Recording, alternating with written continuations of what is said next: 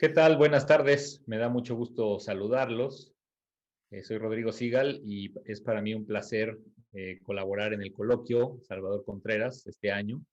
Quiero agradecer muchísimo la invitación de todo el equipo organizador, de todo el comité de organización y de programación. Para mí ha sido un placer por dos razones. Primero, obviamente por tener el honor de estar con ustedes esta tarde en este diálogo con Javier Álvarez, y también por la posibilidad que nos han dado de involucrar en este proyecto al CEMAS, aquí en Morelia, que nos da muchísimo gusto estar trabajando, y también quiero agradecer especialmente al equipo del CEMAS y sobre todo a Tonali por todo el trabajo en la transmisión y todo. Así que muchísimas gracias. Me da mucho gusto estar con ustedes. Gracias, por supuesto, al CENIDIM, que también es la parte central de que estemos en estas actividades tan interesantes estos días. Y también, pues, invitarlos, por supuesto, a las actividades del día de mañana, a lo largo del último día de trabajo del viernes, desde las 10 de la mañana. Felicidades y muchísimas gracias a todos. Y ahora, pues me da muchísimo gusto. Es para mí un honor estar con ustedes en el diálogo de esta tarde con Javier Álvarez. Javier Álvarez, seguramente conocido de la gran mayoría de los que nos están viendo, un amigo personal, mi maestro y una de las influencias más grandes en todo lo que he tenido la oportunidad de hacer, no solo como compositor, sino en el ámbito también de la gestión. En general, una amistad de muchísimos años, la cual siempre he estado muy agradecido, y para mí es un gusto fantástico poder ser de alguna manera el presentador del día de hoy para que puedan escuchar algunas de las ideas fantásticas de Javier.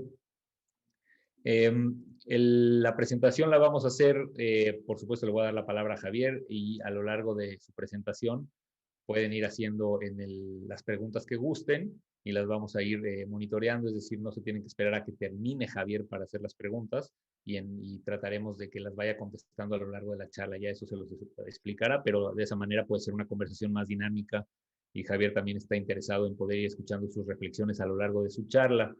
La charla, que se llama El territorio de las ideas, es pues sobre todo un tema sumamente interesante y vinculado con todo lo que se estuvo hablando el día de hoy en las mesas de esta mañana, que creo que tuvieron momentos sumamente interesantes. Por lo menos yo, que las estuve viendo todas, hubo muy buenas conversaciones, presentaciones fantásticas de todos los invitados, los moderadores, creo que funcionó muy bien.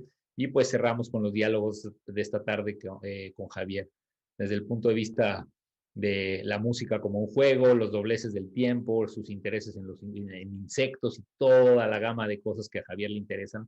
Creo que va a ser fantástico que ustedes puedan escuchar su manera de entenderlo, y sobre todo de expresarlo y conectarlo con el sonido y con la música, ¿no? Javier Álvarez, nacido en 1956 y criado en la Ciudad de México, creció en el seno de una familia yucateca de arquitectos, aprendió el clarinete y comenzó a componer a edad temprana, tocando jazz y música tradicional durante su adolescencia. La efervescencia artística, literaria y musical de México y sus estudios en el Conservatorio Nacional con sus mentores Mario Lavista y Daniel Catán lo ayudaron a alcanzar rápidamente el reconocimiento como compositor emergente a principios de los años 70. Después de viajar al extranjero y obtener diversos grados académicos de la Universidad de Wisconsin, el Royal College of Music y la City University de Londres, donde vivió y trabajó durante casi 25 años, Álvarez regresó a México en el 2005 y desde entonces vive en Mérida, en la península de Yucatán. Entre otras distinciones, Javier Álvarez ha recibido becas del Fondo Nacional para la Cultura y las Artes, las fundaciones Mendelssohn, Civitella, Ranieri, y es miembro de la Academia de Artes de México desde el 2005. En el 2013 recibió el Premio Nacional de Ciencias y Artes, que es la máxima distinción conferida por el Estado mexicano a los artistas y científicos del país. Más recientemente, en 2014, el Instituto de Bellas Artes y Literatura le otorgó la Medalla Bellas Artes en reconocimiento a su contribución al arte y la cultura de México. Además de su prolífica carrera creativa, Álvarez presume una larga trayectoria académica, habiendo sido profesor en el Royal College of Music, la Universidad de Hertfordshire, y también mientras vivió en Inglaterra, dirigió el Sonic Arts Network, que es la Sociedad Británica para la Música Electroacústica, y fue director artístico de la Society for the Promotion of New Music, SPNM. Después de haber enseñado composición durante 3 años en la Academia de Música de Malmö, en Suecia, Álvarez se convirtió en profesor visitante en el Conservatorio de París y en la City University de Londres. A su regreso a México, fungió como miembro fundador de la entonces naciente Escuela Superior de Artes de Yucatán y entre el 2011 y 2015 fue rector del Conservatorio de las Rosas en Morelia, Michoacán. Actualmente es director general de la Escuela Superior de Artes de Yucatán y consejero artístico del Festival de Música de Morelia, permaneciendo siempre activo como compositor y gestor de proyectos independientes. Bueno, evidentemente este es un breve resumen que muestra un poco el calibre de la trayectoria de Javier y de nuestro invitado de esta tarde. Y bueno, pues sin más, espero que lo disfruten. Estamos pendientes de sus preguntas y le damos la palabra al doctor Javier Álvarez y te agradecemos muchísimo que hayas aceptado estar con nosotros en este coloquio de este año y muchísimas gracias, Javier. Adelante. Bueno, pues muy buenas tardes a todos. Espero que me escuchen bien. Muchísimas gracias, Rodrigo, por tu presentación tan generosa. Y también, desde luego, muchísimas gracias a los organizadores y curadores del coloquio Salvador Contreras. Es para mí realmente un honor que me hayan invitado. Me siento muy honrado que quieran escuchar lo que yo tengo que decir. Y bueno, pues para mí también esto es una gran oportunidad de conectarme, de conectar con las gentes que hoy están aquí escuchándome. Y con ese espíritu, digamos, quiero comenzar esta charla. La he titulado El territorio de las ideas justamente porque voy a discutir temas que están relacionados, digamos, con mi quehacer, pero sobre todo también como con las ideas, y las ideas particularmente en la música, que es lo que nos atañe, que supongo que es el interés de la mayoría de los que nos escuchan. ¿Cómo surgen las ideas? ¿De dónde vienen? ¿Por qué emergen? ¿Cómo se conectan? ¿Cómo se establecen en un espacio o en un territorio, llamémoslo así? ¿Y por qué se establecen en uno pero pueden viajar de uno al otro? ¿O cómo viajan del uno al otro? ¿Quién es el propietario de las ideas? ¿Quién es el autor? ¿Es importante quién es el autor? Es decir, son una serie de preguntas que junto con el título encuadran se enfocan en conceptos que apelan pues en gran parte al origen, a la oportunidad y al devenir de las ideas, ¿no? Sobre todo las ideas que sirven para conceptualizar o inclusive para llevar a cabo actos creativos. Se aplican también a la música, pero también se aplican a otras actividades creativas, ¿no? Finalmente, con muchos de ustedes, ese espacio o ese territorio para mí es la música, y así pues el poder hacer esta presentación para gentes que junto conmigo comparten la música y el interés por la música, el amor por la música, es un reto pues muy atractivo porque es posible abordar conceptos a lo mejor un poquito más especializados sin que pierda pues interés para aquellos que a lo mejor no son músicos y que a los que también quiero poder alcanzar, digamos. Entonces, convengamos que la música es el arte del sonido, ¿no? Es del arte del sonido, del espacio y del tiempo. Es un arte que tiene varias ramificaciones importantes, ¿no? Sobre todo esas tres, ¿no? Y la conjunción justamente de esos ejes es donde radica realmente el corazón de lo que sabemos acerca de la música, es decir, el marco de su saber, su episteme, llamémoslo así, lo que remite, digamos, a los signos de su desarrollo y de su permanencia en la cultura, ¿ok? Así que, bueno, las consideraciones que haré esta tarde parten justamente de esa idea, de que ese saber es un giro, llamémosle otra vez, un giro epistemológico, un giro de conocimiento que, para empezar, no cree en las verdades absolutas y aparte adopta la idea de que una construcción personal, constructo personal, es el punto de partida, o sea, la pregunta es el punto de partida y por lo general también el punto de llegada de alguna manera. Y aparte pues se asume que implícitamente el conocimiento es relativo, es múltiple y es maleable, ¿ok? Y que se interconecta entre varios territorios y varios espacios, como mencioné en una de las preguntas con las que abrí. para mí ese constructo personal está vinculado a lo que ha sido mis intereses manifiestos desde la infancia. Y aquí, si me permiten, voy a empezar por compartir una pantalla para que podamos ya entrar en materia.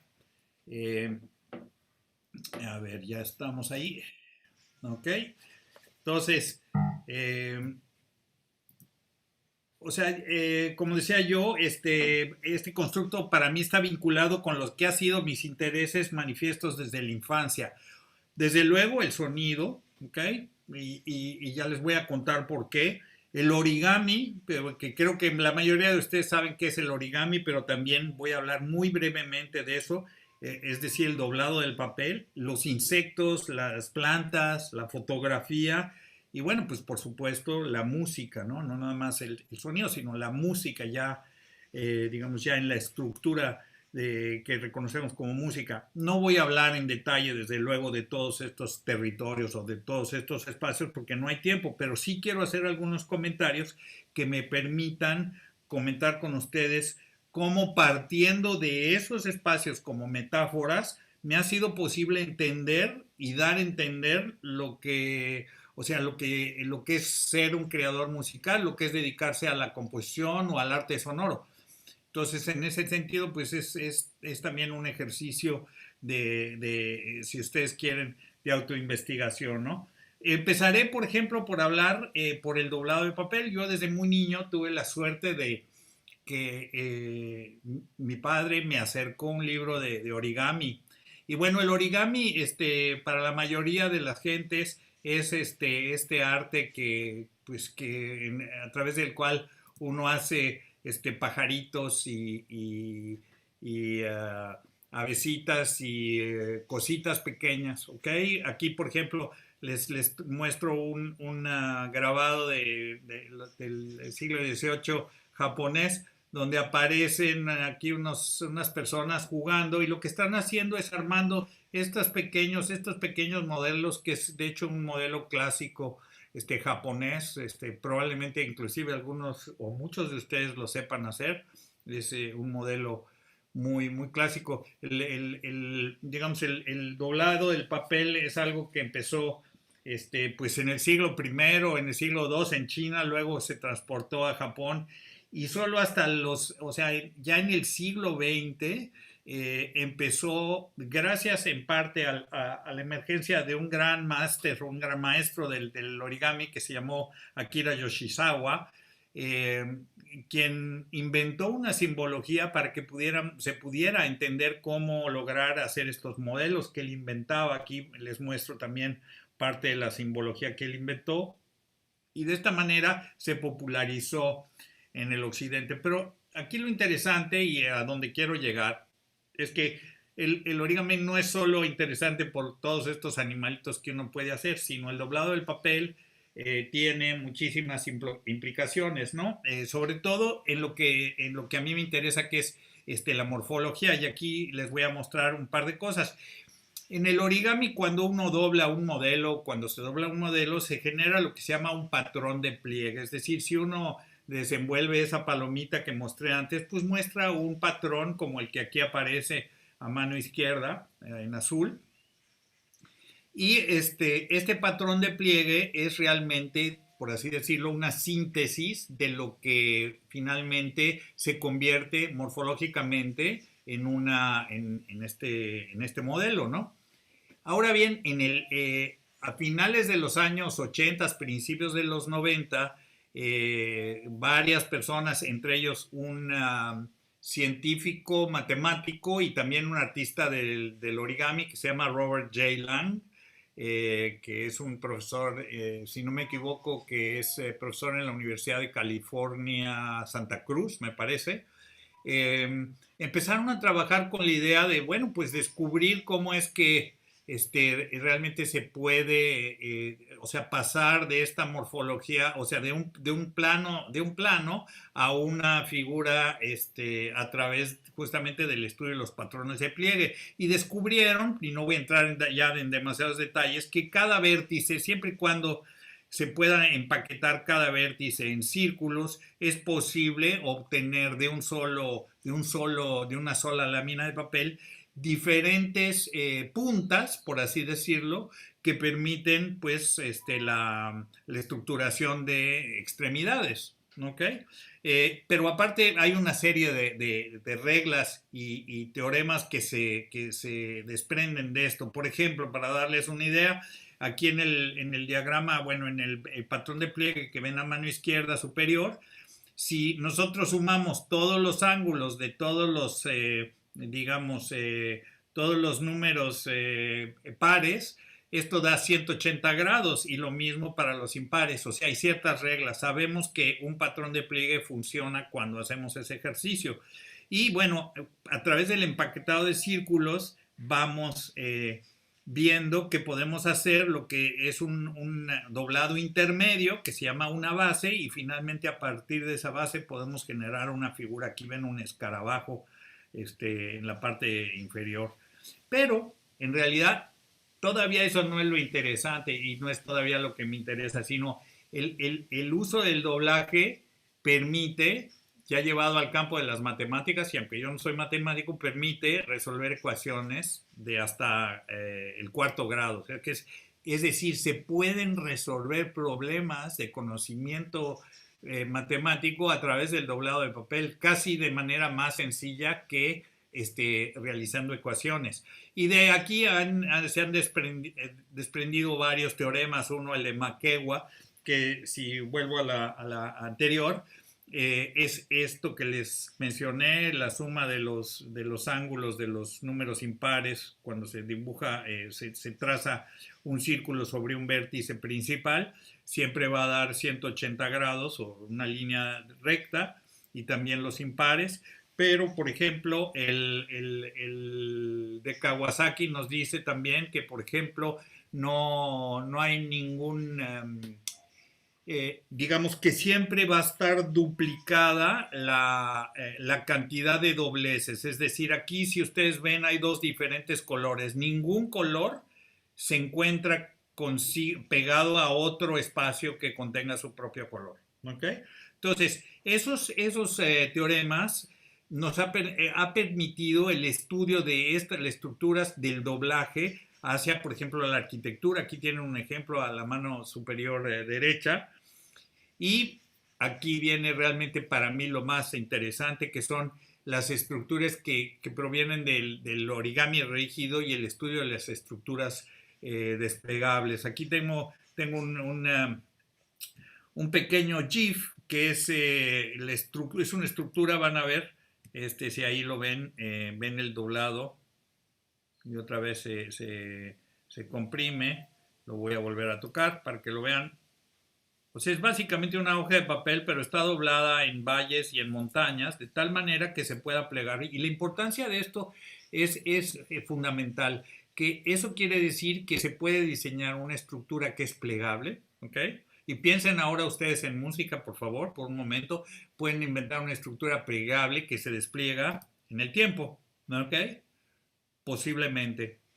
Pero aquí lo interesante es que esto ha sido llevado al espacio. ¿Por qué? Pues porque con una estructura plegable puede uno subirla a un cohete, que es un espacio muy pequeño, y puede ya en el espacio, aquí vemos una rendición, digamos, pictórica, pero finalmente es real, de esta estructura de Koryo, perdón, ahí me faltó la Y, Koryo Miura.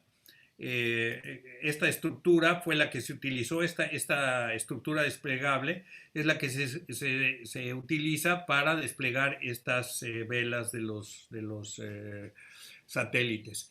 Pero aparte esto, si se lleva a la escala nano, ha permitido, por ejemplo, el diseño de stents. Stents son estos pequeños tubos que se le colocan a las personas que sufren, por ejemplo, de arteriosclerosis, donde pues se mete este stent y se abre la vena pues para permitir el paso de la sangre. O sea que el diseño del doblado del papel ha permitido la concepción de todas estas estructuras, megaestructuras.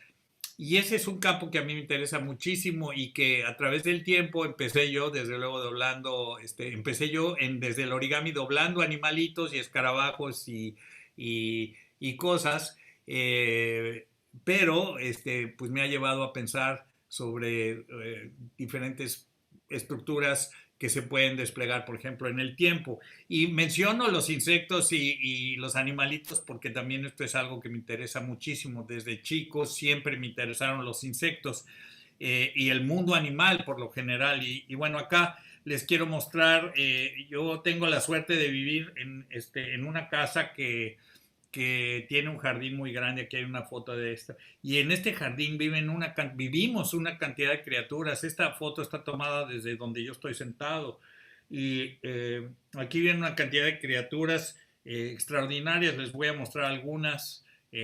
Por ejemplo, estas aves aparecen en estas épocas, en estas semanas, y vienen a comerse el jugo de los nardos.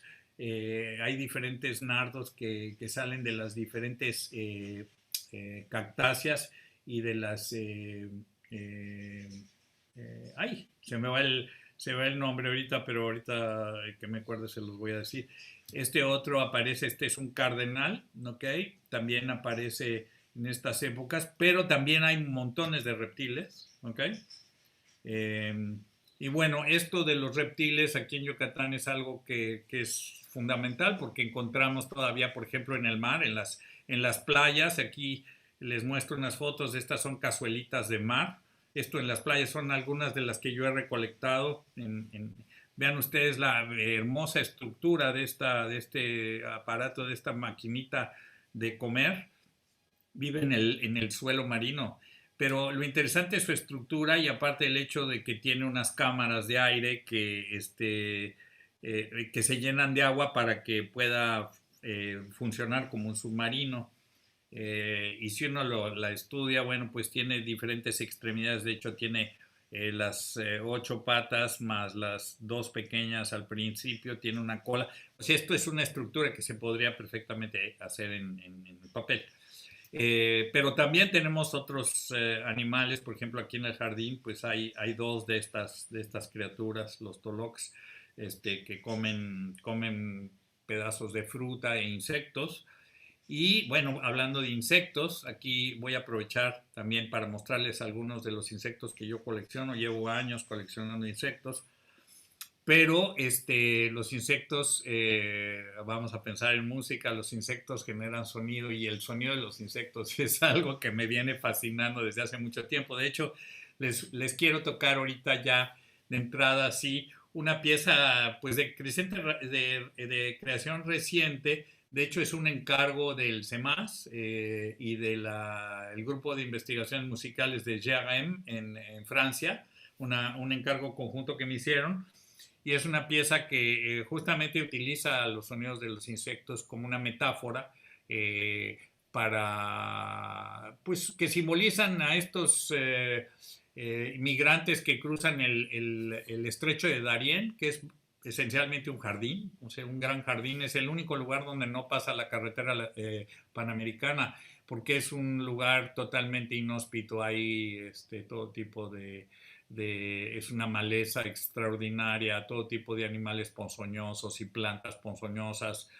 Pero pues, los inmigrantes cruzan del norte de Colombia a Panamá o tratan de cruzar. El recorrido son 90 kilómetros, el recorrido les lleva como 3 días, pero pues 3 días de peligros y la mayoría de las gentes no lo logra la primera vez, tienen que regresar a Colombia. Pero bueno, pues para mí los insectos pues son una metáfora de esta pobre gente que tiene que cruzar, porque finalmente eso es un poco como terminan siendo, ¿no? Aniquilados ya sea por las policías y los helicópteros que sobrevuelan la zona o por los narcotraficantes o etcétera, etcétera. Entonces, bueno, voy a aprovechar si no hay preguntas, si no quieren interrumpirme ahora, puedo vamos a escuchar una pieza que se llama Mejor morir en la selva. Ok, voy a tocar esta pieza, dura 13 minutos aproximadamente, es una versión estéreo y bueno, es una pieza que en realidad está armada para sonar en multicanal, pero aquí en su versión estéreo, pues espero que puedan apreciar parte del atractivo que yo considero que existe en la obra. Así que procedo.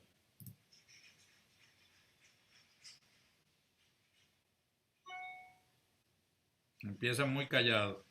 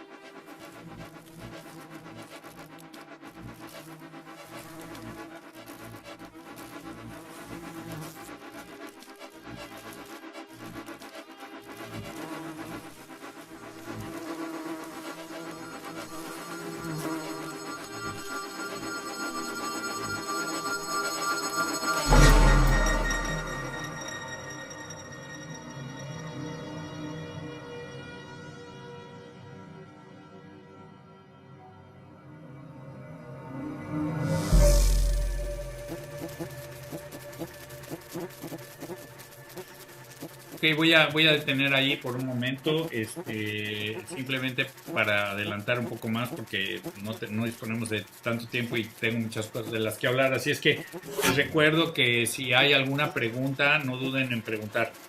Lo que acaban de escuchar es la primera parte de Mejor morir en la selva.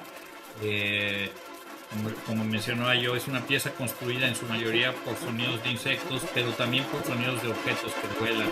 Más adelante de la pieza pues aparecen los sonidos de un helicóptero y los sonidos de balas, ¿no? Porque las balas también vuelan, ¿okay? A lo mejor con no la misma naturalidad que los insectos ni los helicópteros. Y bueno, son objetos que vuelan, que también producen diferentes efectos. Entonces, bueno, voy a continuar porque tenemos poco tiempo y quisiera yo cubrir un par de cosas más antes de. Si no hubiese preguntas, voy a Ok, bueno, pues regreso a la cuestión de la morfología de las plantas, por ejemplo, es algo que también me interesa muchísimo. Como les dije hace rato, vivo en este jardín maravilloso, pero aquí sobre todo me referiré a la morfología de plantas como los cactus. O sea, los cactus tienen ciertas estructuras geométricas que casi que eluden la geometría euclidiana, perdón, y realmente nos invitan a examinar, digamos, sus formas desde un punto de vista casi topológico, ¿no? Porque muchas de estas formas, si se aplastan, digamos, o se estiran, pueden convertirse en otra cosa, de alguna manera mutan a otra cosa. Aquí, por ejemplo, este, vamos a ver una biznaga. Entonces, esto ha sido también un tema de gran interés para mí, ver cómo estas estructuras, verán que todo esto también está conectado con el doblez, con el doblado del papel, pero también pues con el doblado del tiempo, porque los cactus van desplegando sus diferentes, digamos, estrías y espinas conforme va pasando el tiempo, van creciendo y se van reproduciendo de manera geométrica. Y eso a mí me parece súper interesante. Tan interesante que también he armado piezas utilizando estos seres como metáforas, pero también inclusive como fuentes de sonido. Aquí les voy a tocar un fragmento de una pieza que se llama Ofrand. Bueno, no, se llama Cactus Geometries en realidad, geometrías de los cactus, y este es un cactus que tiene una geometría espiral, y la pieza de hecho tiene una geometría espiral. Lo que pasa es que en el estéreo no lo podemos realmente apreciar, pero dura unos cuantos, no dura mucho, dura 2 o 3 minutos, pero está construida con los sonidos de las espinas de un cactus que pues tuve durante muchos años. Se llamaba el señor Espinosa, era un cactus que vivió conmigo en mi casa en Londres durante muchos años, y pues gracias a él logré hacer esta pieza que les voy a tocar a continuación. Aquí está la biznaga.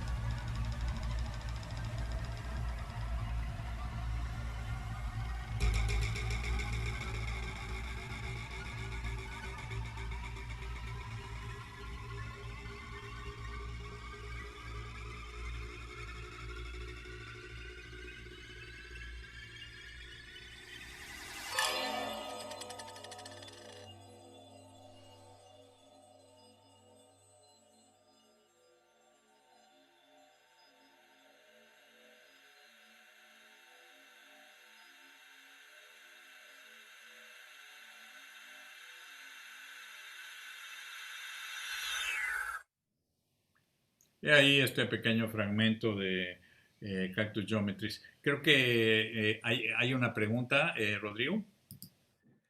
Sí, Javier, bueno, además de varios saludos, te manda saludos Iracema, Moisés Canto, Yael Vitrán, Eric Martínez, Dulce Huet, Martina Audelo, Angélica Romero, Andrés Tapia, Maura Bober y Luis Jaime. Y la pregunta, Nonis Prado nos dice, hola Javier y Rodrigo, un placer verlos. Javier, ¿qué software utilizas para procesar el audio y elaborar la electrónica de tus piezas? Ok. Gracias. Bueno, gracias por los saludos. Saludos de regreso para todos. Se les quiere. Nonis, utilizo muchos diferentes softwares. En primer lugar, la base esencial de todo es la grabación. O sea, la grabación, la captura de sonidos. Eso es lo primero y lo más fundamental. O sea que a nivel del hardware, pues utilizo grabadoras, tengo buenos micrófonos, he invertido en micrófonos muy especializados, de tal manera que pueda yo grabar mosquitos, moscas y otras cosas. Ahora, en cuanto a software, utilizo en su mayoría JRM Tools, las herramientas de JRM, y utilizo para el armado Digital Performer, que es donde monto y donde armo las cosas. Pero la cocina la hago básicamente en JRM Tools, el cocinado. Y también utilizo un par de algoritmos de Max que he trabajado durante muchos años para generar texturas granulares y distribuirlas a través de diferentes canales. Espero que eso conteste tu pregunta. También utilizo otras herramientas de análisis como Spear, utilizo también algunos softwares del ICAM, pero no, en su mayoría son softwares de JRM. Adelante, Javier, no tenemos ahorita otra pregunta. Muy Gracias. bien, bueno, pues entonces, miren, no quiero pasar también a la materia, digamos, también de la música, el sonido del tiempo y el espacio. ¿Por qué? Pues porque en realidad la música, como dije, es un arte del tiempo y ahí es donde puedo, o a lo mejor donde voy a, ojalá pueda hacerlo, mostrar cómo de alguna manera entiendo yo qué es cómo estas ideas, cómo se puede navegar a través de todos estos intereses y de todo este mundo, ¿no? Entonces, para mí, o sea, hay que abordar la pregunta de manera tangencial porque lo importante es la cuestión del sonido, ¿no? El sonido es a partir de lo cual se origina, por lo general, todas las ideas musicales y es la materia objetiva de la música. De alguna manera, hablar del sonido es necesario porque, o sea, del análisis del sonido podemos establecer qué tipo de representaciones podemos construir en nuestra mente con respecto al sonido. Es decir, si podemos construir representaciones lógicas, ontológicas, si trascienden, si son psicológicamente válidas. Y bueno, y los conceptos que también emanan de todas estas representaciones para que entendamos cómo podemos hacer para representar literalmente la música en un pedazo de papel o cómo representarla para otros o cómo representarla en sonidos para que simbolicen lo que nosotros queremos significar. Entonces, el sonido forma parte inseparable de nuestras vidas, ¿no? De alguna manera transcurre de manera siempre más, todo al mismo tiempo, ¿no? Entonces voy a pasar acá uno de las referencias, digamos, clásicas que puedo traer, porque aquí hay varias preguntas, o sea, es desde luego Pierre Schaeffer, ¿no? El Tratado de los Objetos Musicales del 66, el solfeo del objeto sonoro, donde, bueno, Schaeffer, y gracias al trabajo de él y de otros, de Pierre Henry también, o sea, plantea pues la posibilidad de empezar a escuchar de manera, lo que él le llama la escucha reducida. Muchos de ustedes conocen este concepto, pero para mí, quizás la pregunta o una de las preguntas que salta más a la vista es cómo se comporta el sonido, cómo escuchamos, cómo se conectan, o sea, los sonidos para construir en música, ¿no? Entonces, aquí les voy a contar un poco cómo es mi encuentro con el sonido, porque para mí esto es importante y a lo mejor también va a ayudar a entender. Es un poco anecdótico, pero vale la pena hacerlo porque entenderán un poco mi punto de partida. Yo crecí en una casa en el sur de la Ciudad de México, que era una casa diseñada por mi padre, que era un arquitecto, y una casa de una simetría extraordinaria. Aquí ven una foto tomada desde el jardín.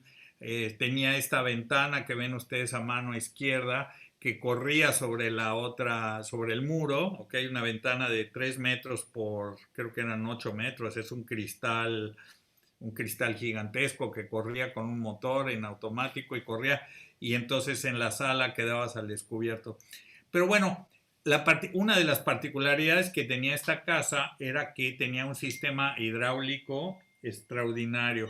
¿Por qué? Porque mi padre era bien friolento, como buen yucateco, le daba frío en la Ciudad de México, siempre la pasó con frío. Entonces tenía calefacción esta casa, y para poder tener calefacción, que esto le estoy hablando de los años 60, que era algo rarísimo en una casa en la Ciudad de México, tenía un sistema comprimido de aire, o sea, de agua comprimida, ¿no? Con lo que ahora es bastante común. que son los hidroneumáticos, pero en aquel tiempo había una caldera de agua. Bueno, el caso es que este sistema hidráulico, como todos los buenos sistemas, tendía justamente pues al error, ¿no? Entonces, cuando se descomponía alguna válvula, entraba aire al sistema y entonces entraba aire a las tuberías. Y entonces, si tú abrías un grifo muy poquito y empezaba a vibrar el aire que trataba de salir de ese tubo, empezaba a vibrar y pues se ponía en movimiento. La casa estaba construida de ladrillos o sea, construida en una estructura de acero, pero con muros de ladrillo aparente. Entonces, vibraba el tubo ese a través de su recorrido, y si abrías otro grifo ponías otro tubo en movimiento y así podías abrir varios grifos en la casa y de hecho poner la casa en movimiento. Y para mí eso fue uno de los descubrimientos. Claro que me merecí muchos regaños y manazos, pero aprendí, o sea, ahí me di cuenta. Yo creo que fue una de mis primeras realizaciones de que, o sea, esto era para mí, ¿no? El sonido. Posteriormente, después, con ya el clarinete en la mano, tenía yo que estudiar, y por ejemplo, aquí en esta foto abajo, de mano izquierda, en la parte inferior, eso era una terraza cubierta, y si uno tocaba una nota en esa terraza, había un vidrio hasta el fondo de mano izquierda, ahí lo ven, un vidrio de piso a techo, a hueso, como se dice. O sea, no estaba perfectamente en plano en relación al muro. Si tocaba uno, se producía eco, ¿ok? Se producían ecos que eran básicamente, pues, reflexiones sobre el vidrio, ¿ok? El vidrio vibraba o sea, y había reflexiones, y ahí entendí yo que la música era para mí, porque estos eran verdaderas especulaciones, literalmente especulaciones, o sea, eran reflejos en un espejo, ¿ok? Múltiples, pero medibles, y bueno, no saben las horas que pasé en esta casa. Tenía características muy interesantes. La terraza, aquí ven otra foto del interior, tenía ese lugar a la mano derecha, esa era la terraza. Entonces esos vidrios vibraban y producían estos efectos. Arriba, la parte de arriba, esta era la sala. Ahí de hecho estamos mi hermano Jorge y yo. Es una foto tomada pues hace muchísimos años. Pero ven ustedes el vidrio y ven el despliegue de los espacios. O sea que la luz, la luminosidad, todo eso pues también jugó un papel importante para mí digamos, en el entendimiento del sonido, ¿no? Entonces, tengo yo claro que el sonido, digamos, se desplaza en el continuo sonoro, ¿no? Este sonido, esto es un continuo multidimensional. Ahí tenemos a un asistente que nos ayuda como a entender esto. Eh, o sea, podemos imaginarnos que es un espacio tridimensional y donde hay como líneas del sonido, ¿no? Son líneas que se lanzan y que pasan junto a nosotros o por todos lados, y de esa manera podemos, digamos, entender o qué es lo que está pasando nosotros a través de toda una jerarquización de los sonidos, ¿no? Entonces, entendiendo que todo es un continuo y que nosotros jerarquizamos para entender el sonido, entonces también podemos entender cómo a lo mejor manejando estas líneas de maneras, digamos, análogas a cómo se podría manejar un doblez de papel, ¿ok?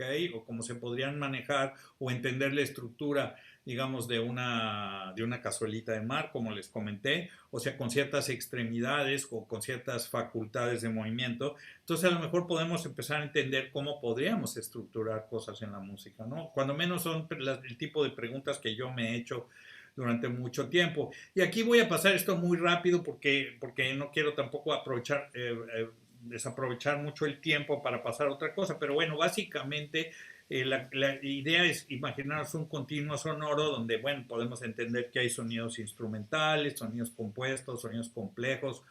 Sonidos complejos son los sonidos ruidosos, digamos, o el ruido. Los sonidos instrumentales y los sonidos más sencillos o más simples son aquellos que tienen pocos armónicos o pocos parciales. Los sonidos complejos son los que tienen una cantidad bárbara de parciales. Aquí mi referencia esencial pues es el trabajo de Dennis Molly, ¿no? Digamos, porque si podemos bajar hacia el sonido sencillo o simple al sonido complejo, pues vamos viendo que lo que se va complejizando es el espectro, ¿ok? Entonces, si nosotros volvemos a esas líneas que hace rato puse en el diagrama, podemos entender que alrededor de nosotros hay todo tipo de sonidos que están viajando con ciertos diferentes grados de complejidad y que nosotros al jerarquizar vamos componiendo, por así decirlo, la música de nuestras vidas, ¿no? O cuando menos así lo estoy, a mi tierna edad lo estoy empezando a entender. Eh, quizás estoy equivocado, pero aquí lo importante es que yo saco varias reflexiones. Una de ellas es que, bueno, gran parte de la música se ha compuesto con una porción muy pequeña de todo esto, ¿no? O sea, el ruido, por otra parte, que habitualmente pues se había considerado como pues, no particularmente interesante ni musical, pues forma parte integral de nuestra vida y de nuestro espacio, ¿no? Del territorio que ocupa la música o que nosotros le adjudicamos. Y bueno, finalmente el concepto de continuo sonoro nos brinda sobre todo pues la herramienta de análisis que es la espectromorfología. O sea, podemos empezar a entender el sonido en términos de su morfología, pero su morfología espectral, es decir, de la complejidad o de la sencillez con la que se está comportando y con la que está, digamos, ejecutándose en el tiempo, ¿no? Esto desde luego no es una idea original mía, es una aportación del compositor neozelandés Dennis Molly, que fue maestro mío, maestro de Rodrigo también, y bueno, quien estableció todo este marco de análisis a partir del trabajo de Schaffer, ¿no? Entonces, para mí esas son referencias importantes para, pues, tratar de explicarme también qué es lo que pasa, digamos, cuando compongo música, porque pues, digamos, están las notas, están los nodos, están los sonidos complejos o el ruido, y bueno, finalmente todo eso es lo que es el mundo a mi alrededor, ¿no? Entonces, como por eso les decía yo, vamos por el mundo armando la música de nuestras vidas, ¿no? La pieza musical de nuestra vida. Pero o sea, la pregunta viene, ¿qué el sonido es música o la música es sonido? Y aquí me voy a prestar una serie de estudios que se han hecho con niños, porque ¿Quieres, Javier? Perdón que te esta interrumpa. pregunta no es tan retórica como parece.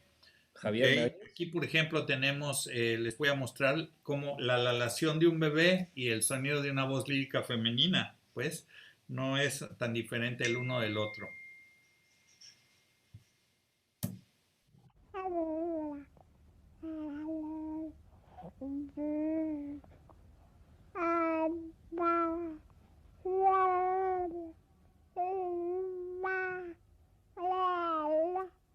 Ahora va la voz femenina.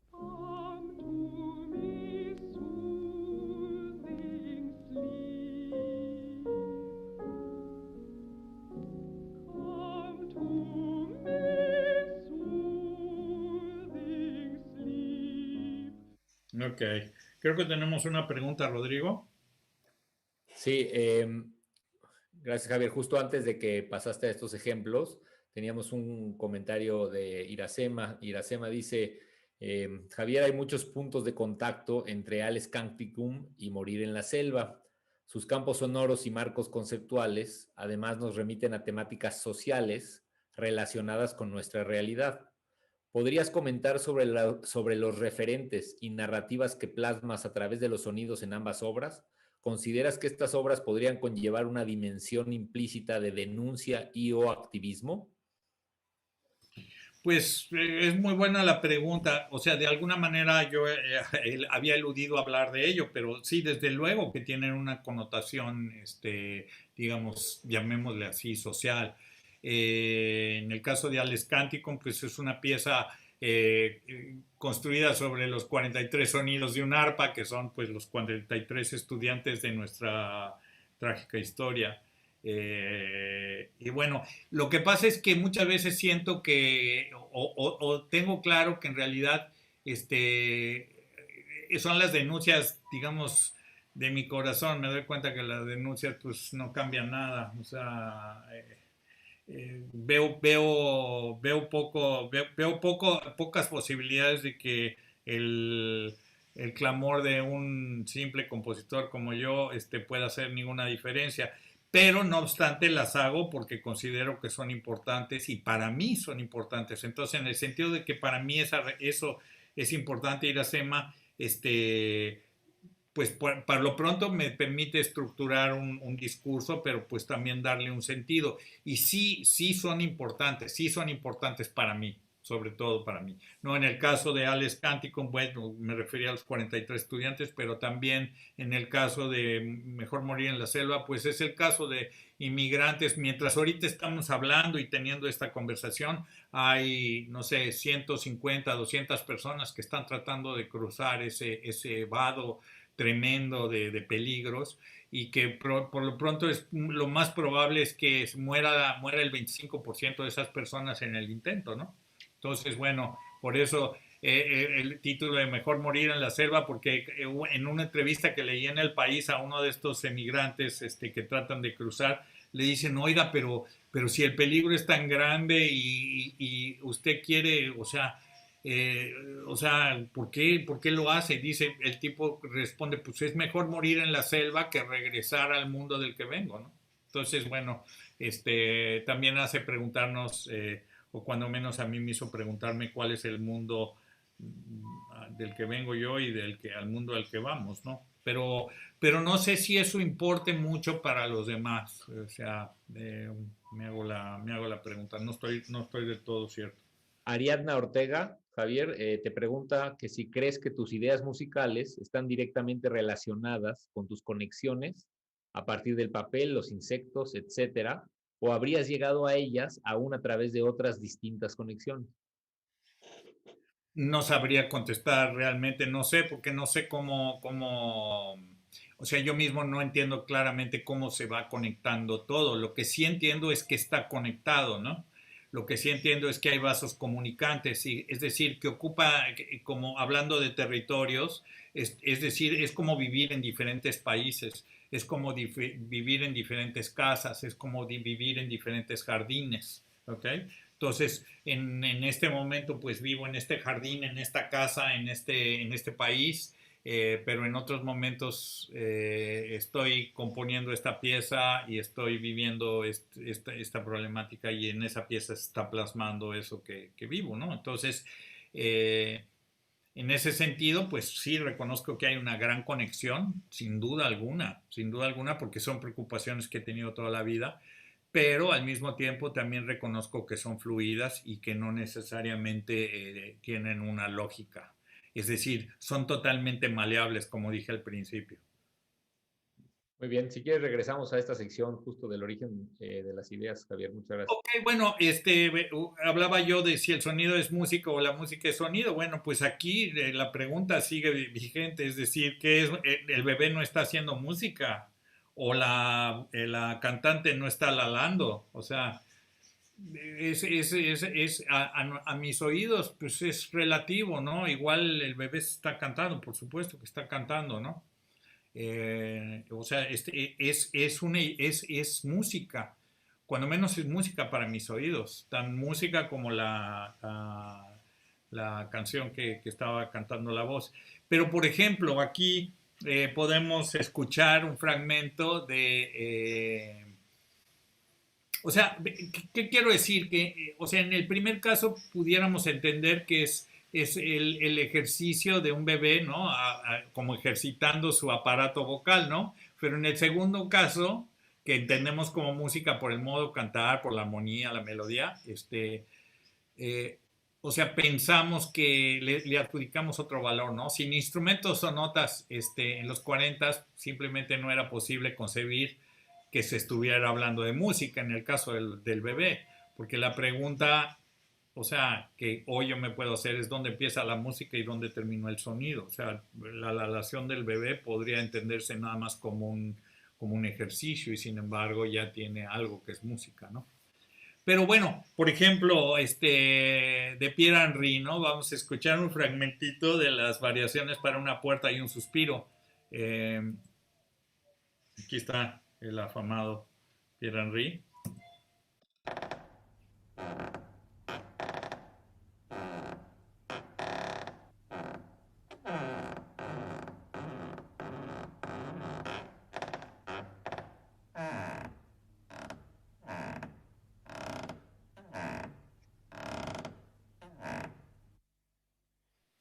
O sea, aquí en este es un fragmentito, ¿no? Del principio, pero bueno, puedo pensar que podría ser un niño jugando con una silla o un niño abriendo unos grifos de agua, ¿no?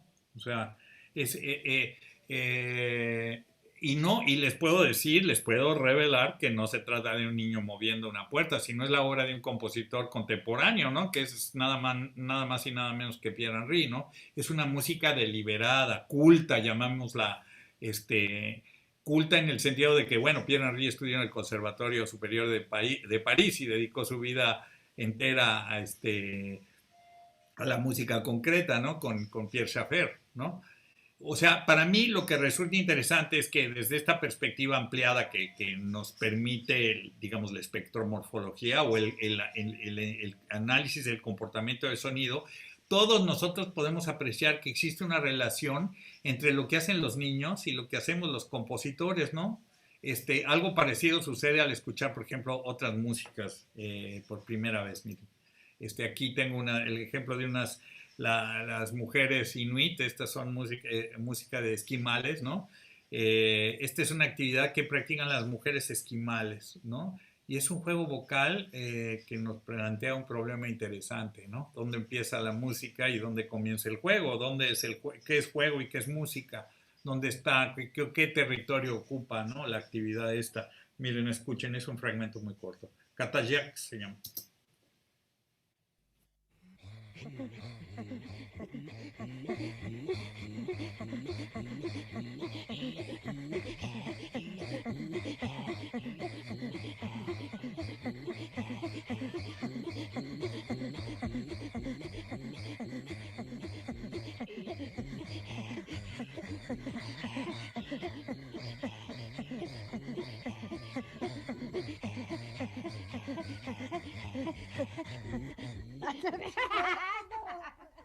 Ok, bueno, muy rápido, pero pues la pregunta de dónde termina la música, dónde comienza el juego, para mí es súper pertinente, porque justamente es a través del juego y contestando también lo que mencionaba o lo que preguntaba Ariadna Ortega, eh, o sea, parte de esas conexiones que yo he hecho a través de las cosas que me interesan es a través del juego y no es una casualidad porque uno juega con música. En el castellano lamentablemente perdimos esa forma verbal de referirnos a la música, ¿no?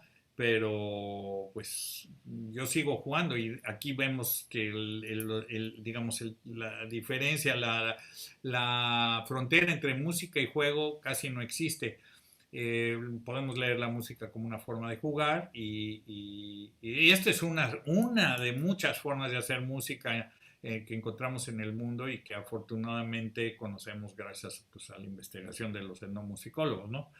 Pero por otro lado, gracias a la psicoacústica y a la espectromorfología, podemos entender que la definición de música en rigor, ya no podemos decir en rigor que simplemente es solo melodía, ritmo o armonía o todas esas cosas de las que pues hemos hablado durante tanto tiempo, ¿no? Es parte de eso, pero podemos pensar, por ejemplo, pues el timbre en realidad es otra categoría de la armonía, o sea, la armonía más bien es una subcategoría del timbre, y así sucesivamente, y el ritmo también forma parte de lo mismo porque estamos hablando de frecuencia, realmente estamos en el mundo de la frecuencia, ¿no? Esto es una cuestión frecuencial, temporal.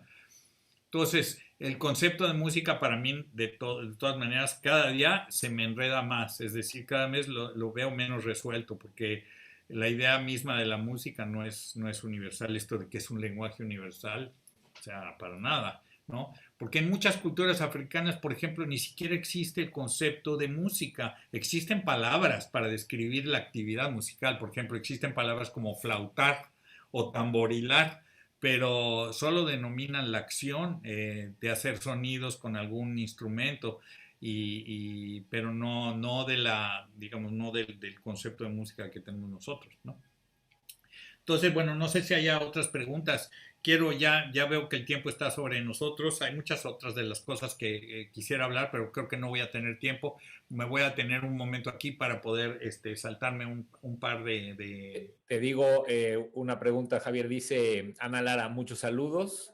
Felicidades por esta espléndida presentación. La música de los Catayac es lo que llamaríamos música contemporánea en nuestro medio.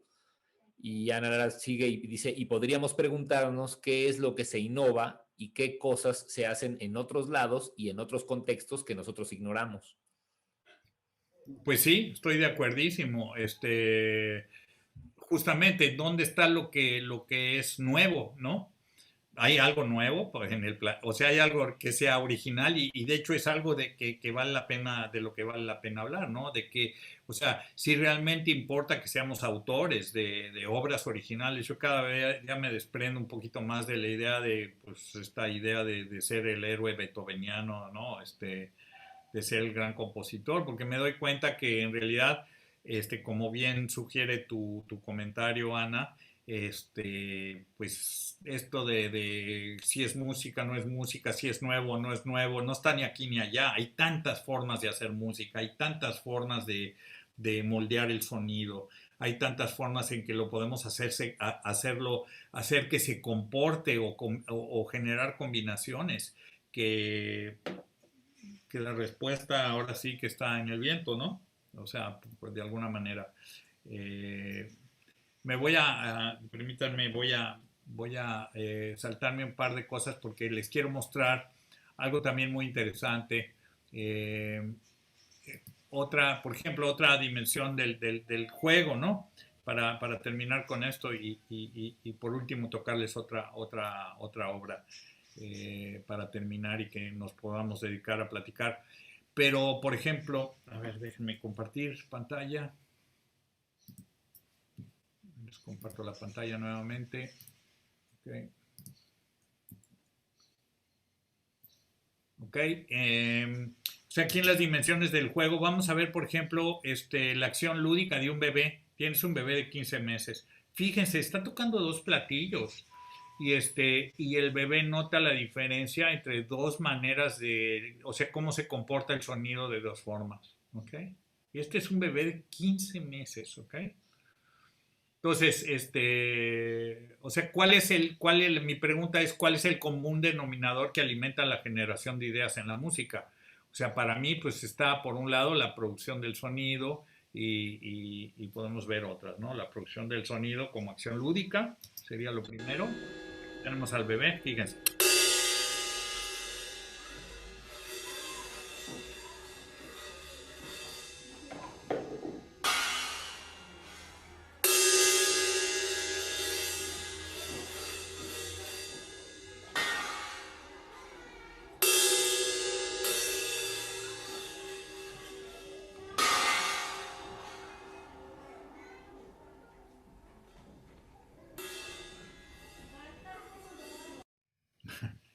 Ahí ven el bebé o sea, para producir, controlar el sonido, tiene que controlar el gesto, ya sea de la mano, en este caso de la mano, ¿no? O sea, pero en otros casos, pues de la boca o del cuerpo, ¿no? Depende si estamos bailando o estamos cantando. Eh, pero el control del sonido es una acción de producción y recepción, es la asociación lúdica que hacemos entre el sonido que producimos y el gesto que accionamos, ¿no? Entonces, esa dimensión sexomotriz es parte esencial de la producción del sonido y por lo tanto parte esencial de hacer música y es una dimensión fundamental, ¿no? Que forma parte del juego, solo la descubrimos a través del juego. Miren, por último, otro ejemplo, aquí el juego simbólico, o sea, los niños, como si le pedimos a un grupo de niños representar una tormenta con sonido, fíjense, aquí yo puse una pintura para que veamos pero fíjense cómo los niños atacan el problema.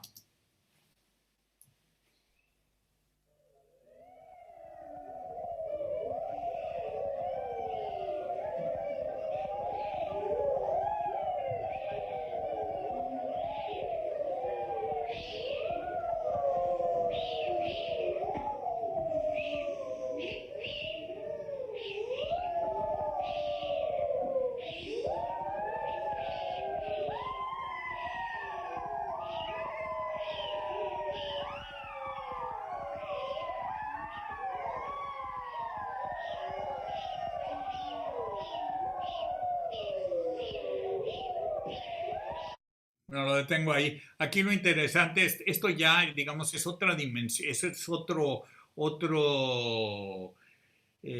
otra dimensión, porque aquí ya hay un elemento que los teóricos llaman expresión, ¿no? Lo que le da sentido, o que representa algo que sucede en el mundo o en el sucede alrededor de uno, ¿no? En todas las culturas, o sea, los sonidos siempre se han relacionado con algo extrasonoro, ya sea por la religión, el mito, este, y esta dimensión simbólica comprende a todas ellas, ¿no? Entonces aquí ya está este juego simbólico, ¿no? Y bueno, podría tocar otro ejemplo, pero voy a seguir adelante. Eh, eh, eh, Una pregunta breve, mientras sigues, Javier, nos pregunta Itza García, si podrías ahondar un poquito más sobre la idea que la armonía puede ser una subcategoría del timbre, por favor, pregunta. ok, gracias. ¿Cómo es el nombre de la persona nuevamente? Itza Está, García. ok. Está, mira, yo creo que es una cuestión que tiene que ver con la frecuencia.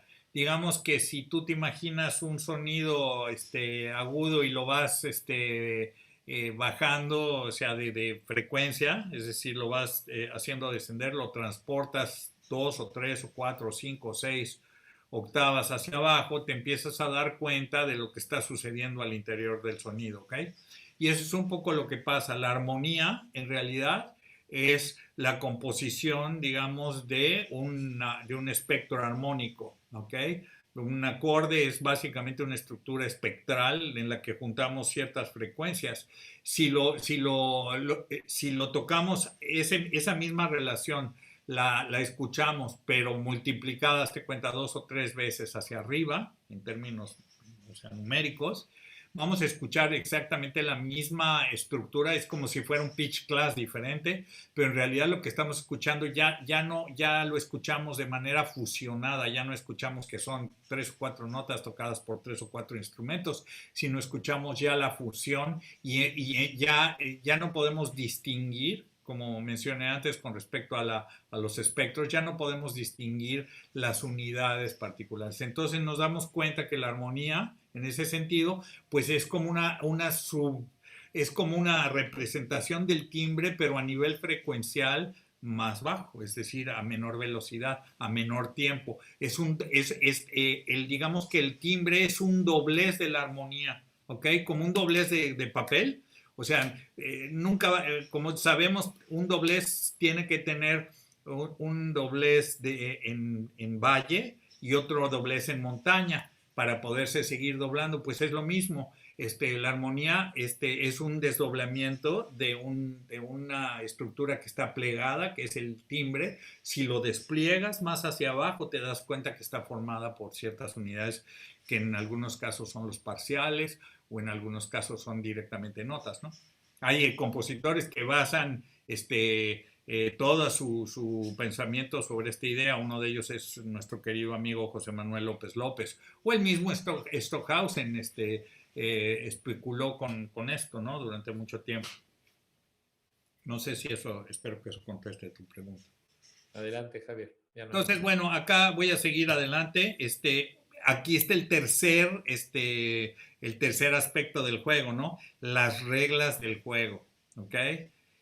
La música tiene reglas, ¿no? O sea, aquí cuando ya hablamos de música le ponemos reglas. En un segundo, o sea, si en un segundo nivel estaba el nivel de la expresión, en el juego de las reglas, y son reglas evidentemente no morales, son reglas que surgen de la necesidad de darle interés o estructurar el objeto sonoro que producimos, ¿no? Por ejemplo, los niños juegan con movimientos y cuando aprenden, por ejemplo, a caminar bien, juegan a dar saltos entre las baldosas, ¿no? De una cuadrícula. ¿Quién de nosotros no ha caminado caminó en una banqueta donde estaba dividido e iba saltando de uno en uno para no tocar las líneas, por ejemplo, ¿no? O sea, todos hacemos juegos donde se alternan movimientos, a veces con sonidos o con algún otro tipo de construcción.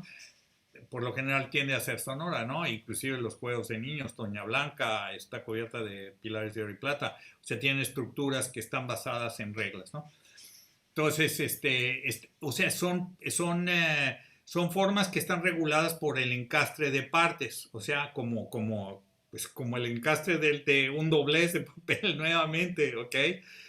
O como las partes de un canon, ¿no? Que es bien conocido por todos nosotros, por los compositores, y que producen un muy bello resultado. Es un encastre, es un desdoblamiento y o sea, una nueva disposición de una estructura que está doblada, ¿no? Que tiene dobleces.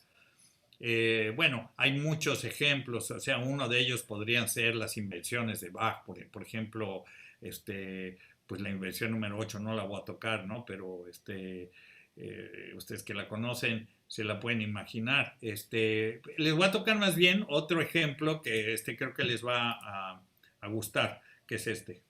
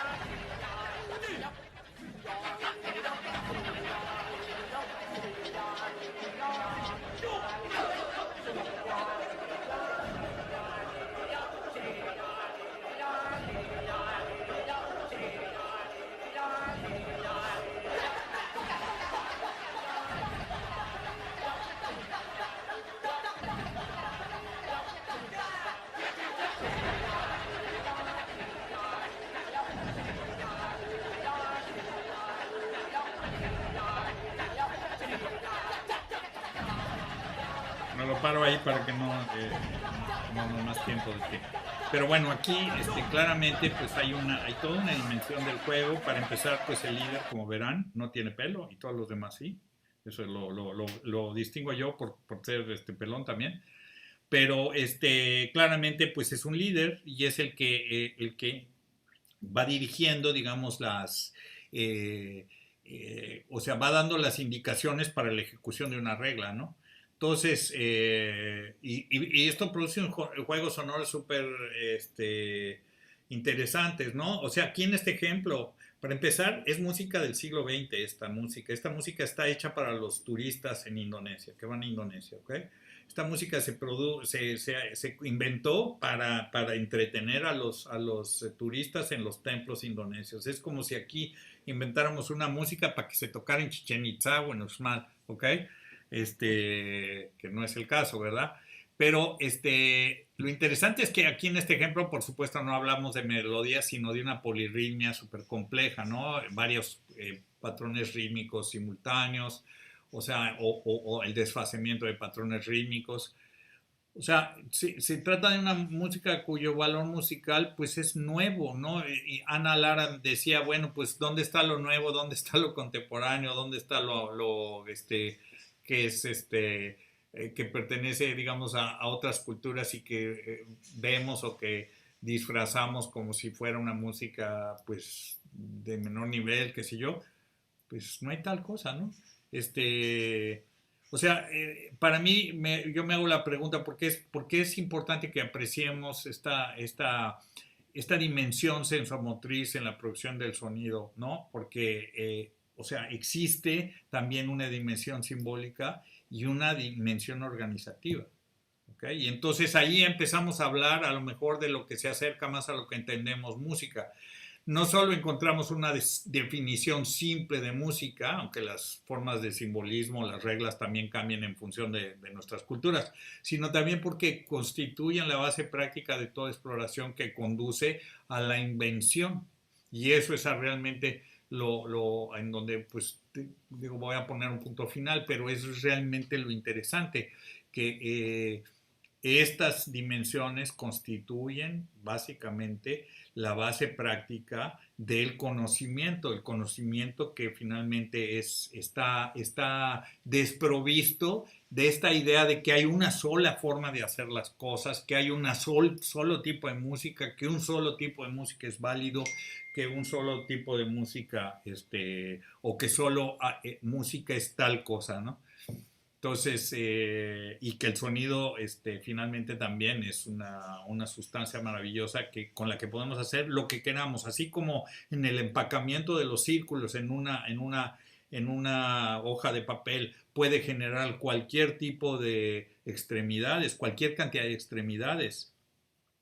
Igual en el plano sonoro, siempre y cuando hagamos las suficientes, digamos, empacamientos de vértices sonoros, podemos lograr que la música tenga la estructura que se nos antoje, la que nos podamos imaginar, la que podamos construir. ¿Por qué? Porque en ella vamos a encontrar justamente estas tres dimensiones, ¿no? O sea, las reglas, digamos, el aspecto simbólico, la expresión y finalmente las reglas del juego, ¿no? Entonces, ahí lo voy a dejar para que pues a lo mejor podamos utilizar los pocos minutos que nos quedan para contestar o dialogar y bueno, Gracias, yo Javier. voy a parar Mientras los que nos escuchan, muchas gracias, nos hacen si favor hay de preguntas, veo Itza, ya. sus preguntas. Sí, Itza dice muchas gracias, Ok, maestro. alguna otra pregunta, no sé. Recuerdo que Smalley maneja el tema en términos de enfoque. No había hecho la No te conexión. oigo, Rodrigo. Perdón, ahora sí. Ya. No, te decía que justamente Itza decía muchas gracias, maestro. Recuerdo que Smalley maneja el tema en términos de enfoque. No había hecho la conexión. Que comenta muchas gracias. Y también Eric Martínez te pregunta dónde sugieres leer sobre esta relación entre armonía y timbre. Híjole, no hay mucha literatura al respecto. En realidad, o sea, sugiero que leas pues lo que está escribiendo François de Lalande, que es un compositor y teórico francés asociado al JRM, que justamente, o sea, algunos de los ejemplos que mostré me los estoy prestando de él, o están basados en premisas que él ha explorado con los niños, eh, que se llama La música es cosa de niños o es asunto de niños. Por ejemplo, puedes leer ahí algunas de las cosas de las que he comentado. Oye, Pero Javier. sí, Perdón. sí, No, adelante. iba a seguir. ¿Cuál, digamos, hablaste de las metáforas y el sonido de los insectos, pero cuál es, digamos, una estrategia o una manera directa en tu experiencia propia en la que tú encuentras tus metáforas? Es decir, ¿cómo se hace ese diseño de la metáfora en sonido? Por lo general, a través de la experimentación, o sea, me tomo tiempo, o sea, más me tardo en explorar, estudiar el problema que en componer la obra, o sea, darle cuerpo al asunto. O sea, por así decirlo, hay que armarse un patrón de los quiebres de la hoja de papel, ¿ok? O sea, hay que hacerse un plan. Aunque no lo respetes, lo que sí sabes es que hay ciertas reglas que tiene que obedecer cualquier doblez, ya sea temporal, ya sea un doblez, digamos, tímbrico, o ya sea un doblez espacial, ¿no? El movimiento entre bocinas, por ejemplo. Hay que estudiarlo, hay que estudiar el tema y hay que asegurarse que funcione. Entonces, es así, de esa manera, experimentando de manera heurística y luego sacando conclusiones que se apuntan y se formulan y a partir de las cuales puedes empezar a inventar reglas, ¿no? Exacto, yo más bien te preguntaría si es correcto o no. O sea, tú dijiste, la pregunta es el punto de partida, es decir, el problema, pero hay muchas formas distintas de hacer música, como que fui agarrando esas ideas, ¿no? Y al Ujú. final hay tres, está lo simbólico, está la expresión y están las reglas del juego, dijiste esos tres ámbitos. Entonces, mi pregunta es, esto que acabas de describir, eh, quiere decir que la jerarquización, es decir, ese mapa o ese espacio de posibilidades que prediseñas, es como una decisión son jerarquizaciones o cómo se crean esas reglas musicales, Es cómo un haces ese juego, mapa. es un juego de niños, es un juego, es experimentar, es nuevamente sentarte a escuchar las cosas, y escucharlas nuevamente, abrir el grifo de tu imaginación, ¿no? O sea, hacer que una silla, o sea, estudiar qué pasa cuando mueves una silla y rechina, o qué pasa si rechina una puerta, o sea, literalmente meterse a la experimentación, Ok, jugar.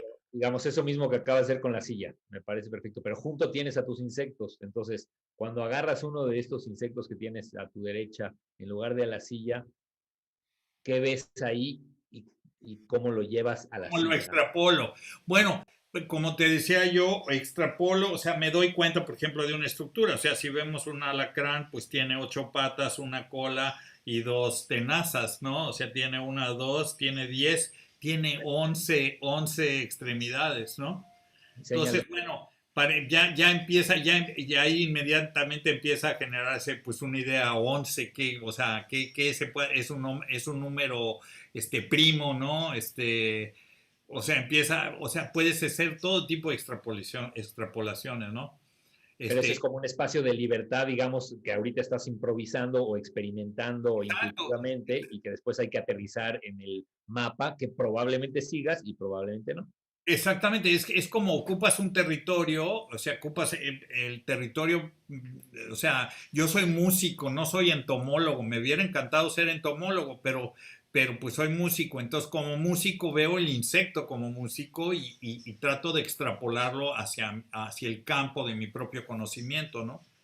Pero igual me hubiera encantado ser físico y haber estudiado termodinámica, que pues es del área de la física de lo que más me interesa. Pero pues no decidí hacer eso, sino decidí ser músico. Entonces tengo que entender, por ejemplo, los fenómenos del agua, ¿ok? De lo que sucede con los líquidos que caen, por ejemplo, la lluvia, cómo cae, o cómo sale el agua de un grifo, desde el punto de vista de un músico, o sea, lo tengo que entender como músico, lo traslapo al sonido, ¿no? Lo traslapo al timbre, lo traslapo, ¿no? Y, Ya no lo considero como, por ejemplo, en términos de presión ¿no? De otras formas. y cambiando un poco de tema y un poco para ir cerrando, y si hay alguna otra pregunta, todavía tenemos un par de minutos, pero te preguntaría yo, digamos, el entorno del México de hoy, conectando con lo que mencionabas al principio de las piezas o lo que te preguntaba Iracema, el México de hoy, lo que está pasando en estos años, ¿qué influencia nos podrías decir que tiene en tu obra? Es decir, cómo se mete en toda esta experimentación, Pues, más bien como que lo veo como un periodo de introspección, ¿eh? más bien escondiéndote de él. Sí, sí, o sea, no queda de otra. O sea, porque veo, pues que se está cayendo un edificio. O sea, no sé si es como cada 52 años, vamos a destruir este edificio para ponerle uno nuevo encima, Uh que va a -huh. ser más o menos igual. Entonces, pues digo, pues es un periodo de recogimiento más bien, o sea, para pensar, ¿no? Para pensar, para prepararse para otra cosa, pienso yo. Y un poco ya lo que sería mi último comentario, por si quieres cerrar, a mí me gustaría simplemente que nos compartieras, digamos, tantísimos años de trayectoria y has visto no solamente esa evolución tuya como artista, intérprete, compositor, profesor, gestor cultural, todo ese proceso tan largo y además toda esa evolución y el desarrollo y el cambio de las tecnologías. Hoy en día, ¿cómo ves la función para los chicos y chicas, digamos, que están, no necesariamente en la carrera, pero que están comenzando a acercarse a la tecnología y eso para poderse, cómo se tienen que cómo tienen que compartir lo que hacen, qué importancia tienen las redes y un poco cerrar para tu postura de cómo conseguir tu música, o sea, cómo podemos todos tener acceso a todo esto que nos cuentas para escucharlo, ¿no? Ok. Bueno, en relación a tu primera pregunta, creo que, o sea, desde luego, como comenté en algún momento, no estoy tan seguro ya que la pretensión de ser un autor estrictamente en la búsqueda de una originalidad que ya es quimérica, digamos, sea una manera de proceder. Por ende, considero que para un joven para los jóvenes que están justamente en este momento pues de saltar, o sea, de encontrar un salto o de dar el salto, yo más bien creo que es importante compartir al máximo. En ese sentido, las redes sociales son un posible vehículo.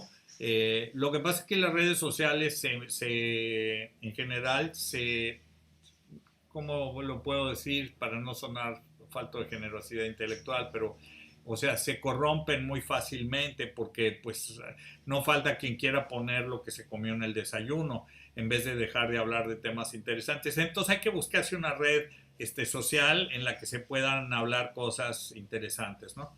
Eh, Hay pocas, así te Bueno, la pongo. bueno, lo que pasa es que cuando, no sé si estás de acuerdo, pero cuando aparece el Internet y las páginas web se convierten en el espacio de compartir, pues uno teníamos, por lo menos nosotros los estudiantes en ese momento, estaba en nosotros decidir qué música íbamos a buscar. Es decir, buscabas la página de Javier Álvarez y la podías encontrar igual que la de Madonna, ¿no? O podías encontrar todo igual, pero era tu trabajo era como ir a buscar las partituras de algo, pero era de pronto mucho más fácil de encontrar y era lo mismo encontrar algo publicado que no. Hoy las redes nos imponen lo que los algoritmos quieren, en lugar que nosotros hagamos ese esfuerzo. Y en ese marco, entonces, un compositor con esa trayectoria, ¿cómo es la mejor manera? Es decir, ¿cuál es tu vehículo de comunicación? Porque digo, conozco, tienes desde acetatos hasta página de internet y streamings.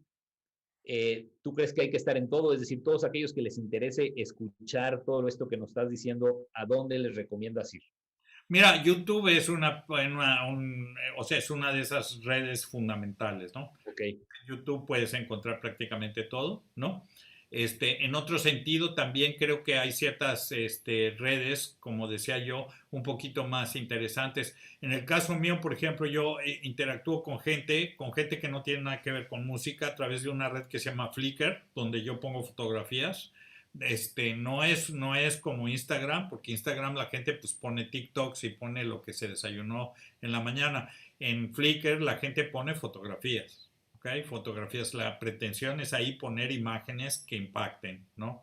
Entonces yo interactúo con gentes que hablan de la imagen y hablan de la tecnología requerida para producir esas imágenes y cómo hicieron esa imagen y qué es lo que significa esa imagen y qué simboliza esa imagen y todo lo demás. O sea, se habla de manera más rigurosa con respecto al tema de esa red en particular. Entonces yo creo que lo que hay que hacer es enriquecer las redes, ¿no? Y si no, las redes no funcionan para ti, pues inventar otro tipo de comunicación, ¿no? Tenemos que encontrar la manera de inventarla. Yo, por ejemplo, creo que WhatsApp es una red interesante también porque pues ahí la puedes cotejar o puedes cotejar lo que tú envías y lo que otros te envían y puedes, o sea, se pueden hacer verdaderas librerías extraordinarias a partir de lo que uno recibe en el WhatsApp, ¿no? Depende con quién te mensajes, ¿no? Y qué claro. tipo de cosas te mensajes, ¿no? O sea, yo tengo o sea, amigos de WhatsApp que sé que mensajean cierto tipo de cosas y otros que mensajean otro tipo de cosas. Entonces, bueno, pues los voy seleccionando, ¿no? Pero, por ejemplo, esa red permite o sea, si quieres establecer una red, digamos, de diálogo llamémoslo, no serio, sino riguroso con alguien, se puede establecer perfectamente bien, ¿no? Entonces, en ese sentido, o sea, sí hay que sacar cosas para afuera, pero también hay que cuidar por dónde caminas, ¿no? Porque si no, pues te pierdes tiempo, ¿no? Yo no quiero perder, yo no me puedo dar el lujo de perder el tiempo ya. Claro. Pues Bueno, bueno, tenemos ahí, te mandan saludos Lorena Díaz, Bernardo Feldman y Laura Carrasco también. ay, qué gusto. Un gusto también tenerlos por ahí. Y bueno, agradecerles muchísimo al CENIDIM, por supuesto, a Luis Jaime Cortés, a Iracema y a todo el equipo de la organización, Tonali en el CEMAS, muchas gracias. Invitar a todos los que nos escuchan que no se pierdan el último día del coloquio, mañana, a partir de las 10 de la mañana, en el micrositio del coloquio, en el canal de YouTube, que están fantásticas las mesas y el diálogo de mañana y la premiación. Y bueno, Javier, por supuesto, cerrar agradeciéndote muchísimo la generosidad de tu tiempo, que como dices, no hay tiempo para desperdiciar y nos regalaste un buen pedazo del mismo, lo cual, por lo menos en mi caso, fue muy enriquecedor. Te agradezco mucho. Ya sabes que siempre admiro mucho tu forma de ver la música y además digamos, la transparencia con la que eres capaz de compartirlo. Para mí ha sido sumamente valioso a lo largo de prácticamente la mitad de mi vida y pues agradecerte eso y la oportunidad también de compartirlo con todos los que nos vieron. Así que muchísimas gracias. Muchas gracias a ti, Rodrigo. Gracias a todos los amigos que también se dieron el tiempo. Y bueno, pues desde luego gracias a Nonis, a Iracema, a Luis Jaime y a todos los miembros del CENIDIM que han hecho posible este coloquio. Me ha dado muchísimo gusto formar parte y poner mi granito. Muchísimas gracias. Muchas gracias a todos. Hasta luego. Gracias, Javier.